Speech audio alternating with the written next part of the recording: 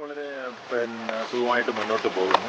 അത് കോടതി ഉത്തരവ് പ്രകാരമുള്ള നടപടികൾ നമ്മൾ പരമാവധി ഇന്ന് തന്നെ പൂർത്തീകരിക്കാൻ ശ്രമിക്കുകയാണ്. അതിന് വേറെ തടസ്സങ്ങളൊന്നും ഇതുവരെയില്ല.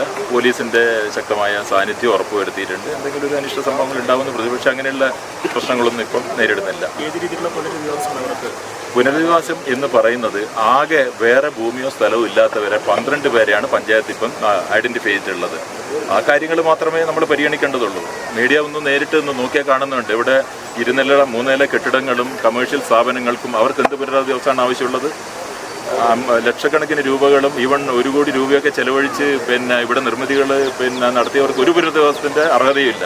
അത് അങ്ങേറ്റം അർഹരായ വേറെ ഒരു സ്ഥലത്തും ഭൂമിയും വീടൊന്നും ഇല്ലാത്ത ആൾക്കാരെ സംബന്ധിച്ച് അത് തീർച്ചയായിട്ടും ആ പുനരധിവാസം പഞ്ചായത്ത് ഇപ്പോഴും അതിൻ്റെ ലിസ്റ്റൊക്കെ എടുത്തിട്ടുണ്ട്. അത് ഞങ്ങൾ പരിഗണിക്കും. 2022 പഞ്ചായത്ത് സ്റ്റോപ്പ് മെമ്മോ കൊടുത്ത കേസിലാണ് നമ്മളിപ്പോഴും 2026 സംസാരിക്കുന്നത്. 2023, 24, 25 ബഹുമാനപ്പെട്ട കോടതികളുടെ ഉത്തരവും വന്നതാണ്. പിന്നെ എന്ത് സാവകാശം കിട്ടാത്തത്? കഴിഞ്ഞ ഫെബ്രുവരിയിൽ 1 മാസത്തെ നോട്ടീസ് കൊടുത്തല്ലോ. അതിനുശേഷം 24 മണിക്കൂർ നോട്ടീസ് കൊടുത്തല്ലോ. ആവശ്യത്തിന് സാവകാശം 2022 തൊട്ടിട്ട് ഇവർക്ക് കിട്ടിയിട്ടുണ്ട്.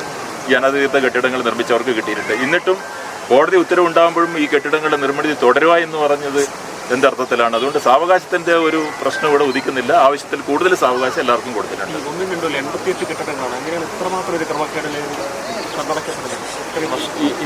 അതാണ് പരിശോധിപ്പിക്കപ്പെടേണ്ടത്.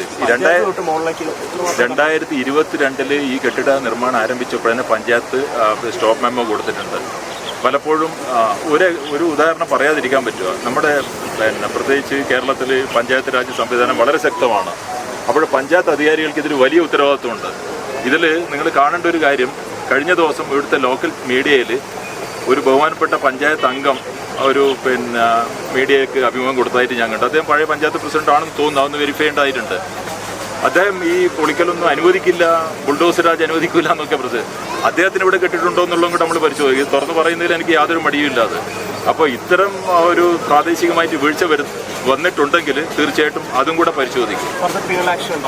ഉറപ്പായിട്ട് ഉണ്ടാവണമല്ലോ. കാരണം എന്ന് പറഞ്ഞാൽ ഈ പൊളിക്കലിന്റെ ചെലവ്, അനധികൃത നിർമ്മാണം നടത്തിയവരിന്റെ ഈ പൊളിക്കലിന്റെ ചെലവൊക്കെ സർക്കാരിന്റെ ചെലവിൽ പറ്റുമോ? അതൊക്കെ ബന്ധപ്പെട്ടവർ ഈടാക്കാനുള്ള നടപടികളുണ്ടാവും. അതേസമയം ഏറ്റവും അങ്ങേയറ്റം പുനരധിവാസം ആവശ്യമുള്ള വേറെ ഒരു സ്ഥലത്തും ഭൂമിയോ വീടൊന്നും ഇല്ലാത്തവരുടെ പുനരധിവാസത്തിന്റെ കാര്യം മാത്രം നമ്മുടെ തദ്ദേശ ഭരണകൂടമായിട്ട് ആലോചിച്ചിട്ട് മുന്നോട്ട് കൊണ്ടുപോകും. ഞാൻ ഒരു കാര്യം ഞാൻ പറയാം. ഇവിടെ നമ്മുടെ നീർച്ചാലുകളും പുഴകളൊക്കെ സംരക്ഷിക്കാൻ ആവശ്യത്തിനുള്ള നിയമങ്ങളൊക്കെ ഇവിടെയുണ്ട്. നമ്മുടെ കേന്ദ്ര പരിസ്ഥിതിയുമുണ്ട്, 984 പരിസ്ഥിതിയുമുണ്ട്.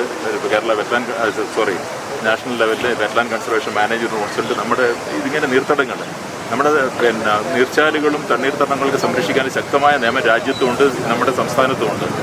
ഈ നിയമങ്ങളൊക്കെ ലംഘിച്ചിട്ട് ഇങ്ങനെയുള്ള നിർമ്മിതികൾ കൊടുക്കുമ്പോഴുള്ള ഇത്തരം കാര്യങ്ങൾ നമ്മൾ കാണേണ്ടത് ഒരു ദുരന്ത സാധ്യത മുന്നിൽ കണ്ടുകൊണ്ടാണ്.